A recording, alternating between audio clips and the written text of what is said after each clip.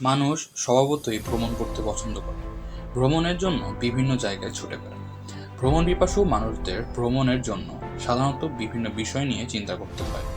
সেগুলো হচ্ছে ভ্রমণের খরচ, ভ্রমণের স্পট, ভ্রমণের সময় ট্রান্সপোর্টেশন, খাবার দাবার, প্লেনের টিকিট ইত্যাদি।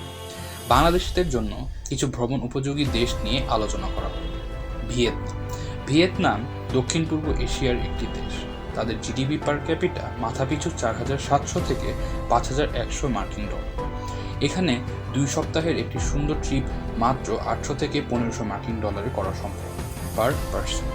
প্রতিদিন মধ্যম মানের ট্রিপ হলে 50 থেকে 80 মার্কিন ডলার খরচ হবে। আলবেনিয়া। আলবেনিয়া হতে পারে আপনার বাজেট ফ্রেন্ডলি ট্রিপের একটি চমৎকার ডেস্টিনেশন। কম খরচে ইউরোপে ঘুরতে আসতে চাইলে একটা বেস্ট অপশন। এখানে ঘুরতে চাইলে 2 সপ্তাহের একটা সুন্দর ট্রিপের পেছনে আপনার খরচ পড়বে মাত্র 900 থেকে 1600 মার্কিন ডলার পার পার্সন। এবং ফাইনালি থাইল্যান্ড। থাইল্যান্ড অনেক বাংলাদেশিদের জন্য পছন্দের ভ্রমণ ডেস্টিনেশন স্পট। সুন্দর প্রকৃতি, অসাধারণ সংস্কৃতি এবং বাজেট ফ্রেন্ডলি হওয়ায় অনেকের প্রথম ভ্রমণ থাইল্যান্ড হয়ে থাকে। আপনার পছন্দের ভ্রমণ ডেস্টিনেশন স্পট নিচে কমেন্টে লিখে জানান।